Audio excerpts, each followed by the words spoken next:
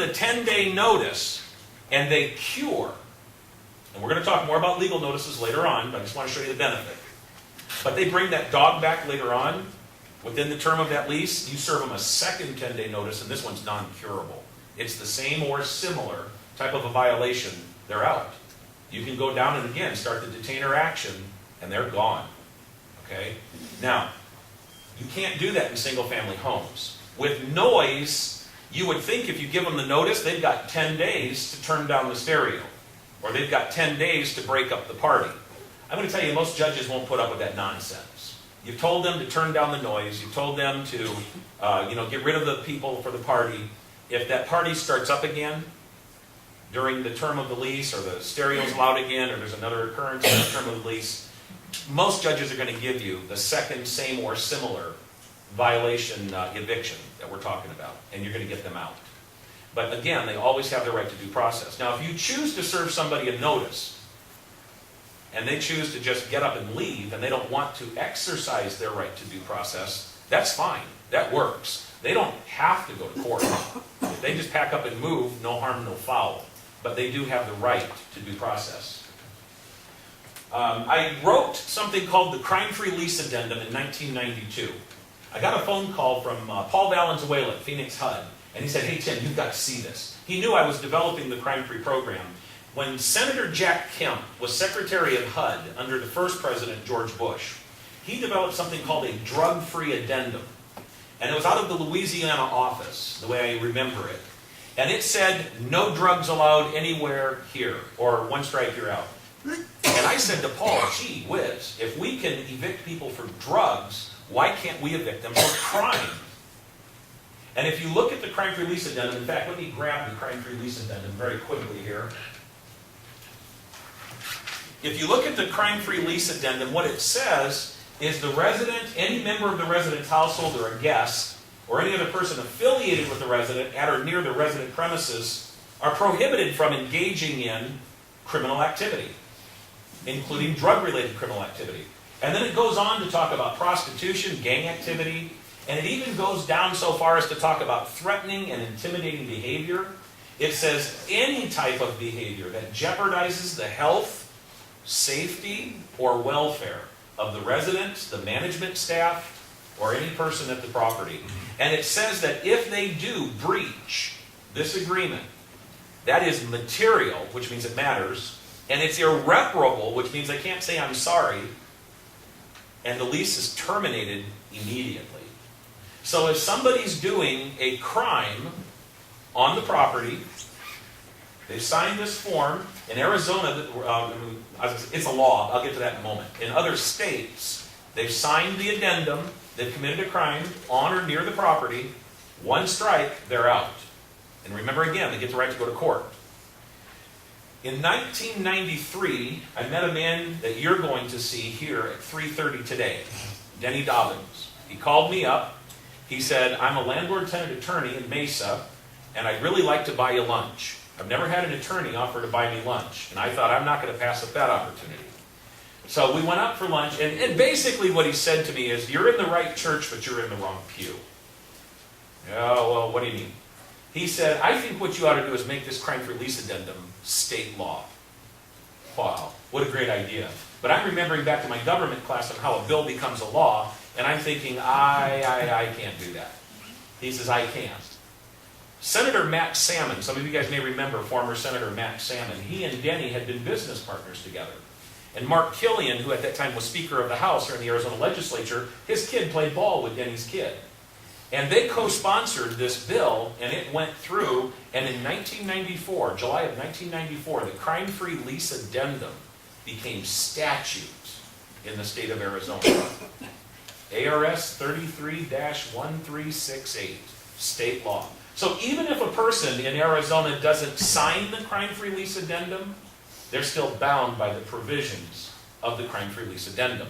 Now, we still want you to have them sign it, because in the event that a person walks into court and they want to fight the eviction, I just think it's a whole lot better that the judge is holding the piece of paper with their signature on it.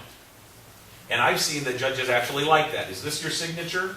You know, that just kind of helps bolster the fact that the law is there and they've signed the addendum, so it's going to be a little bit easier to get them out. The crime-free addendum in 1994 and the statute in 1994 is a little different than what it is today. In fact, in 1995, I kind of had a dummy moment. I never thought about the fact that somebody might lie to a property manager. I mean, they wouldn't lie to the police, you know that. But they might not tell you the truth about their criminal history. So we went back and changed the statute to say that if a prospective resident gives you false or misleading information, or they tell you untrue statements about their past criminal history, or their previous eviction history, maybe their social security number, things like that, you can give them a 10-day notice, non-curable, get out. Because you lied to us, even after they've moved in. So if they lie to you on the application, you can not only deny their application, but after they've moved in, if you found out they gave false information, you can tell them to get out. Now, I would caution you on one thing. Let's use dyslexia as an example. If a person is dyslexic and they accidentally transversed a couple numbers of their social security number, and you find out that they gave you the wrong number, and then you rerun the number, and you find out, oh yeah, they're perfect, they're fine, no problem. Yeah, we would have rented to them. It was an honest mistake. You may choose to go ahead and continue to rent to them. On the other hand, if they tell you they just, oops, made a mistake, and then you run the correct number, and you find out all kinds of criminal history, I think it would probably be in your best interest to tell them, no, I don't think we're going to continue this relationship. And you give them the 10-day notice to get out. Now, do they have the right to due process? Always. And unfortunately, we hear some people say that crime-free teaches you can evict people without the right to stand in front of a judge. That's never the case. So I want to dispel that myth.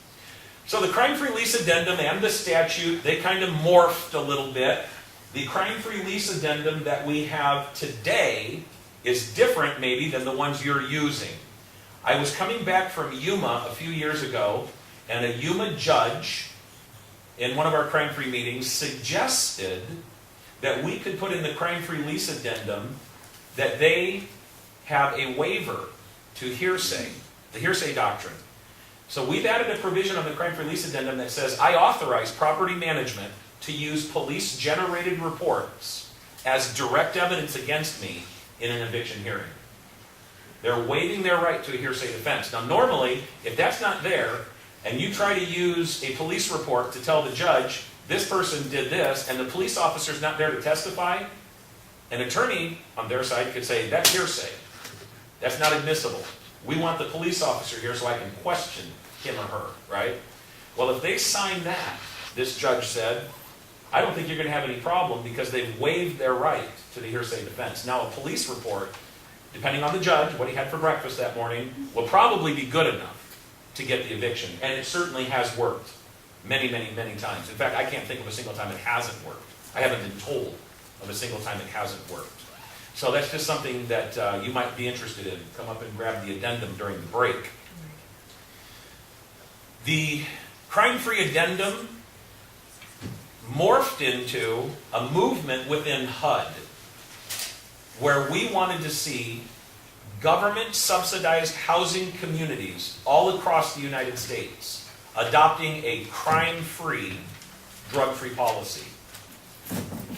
In his State of the Union address, January 1996, President Bill Clinton stood up in front of the U.S. Congress and the American people, and he talked about the fact that gangs and drug dealers were destroying our rental property communities.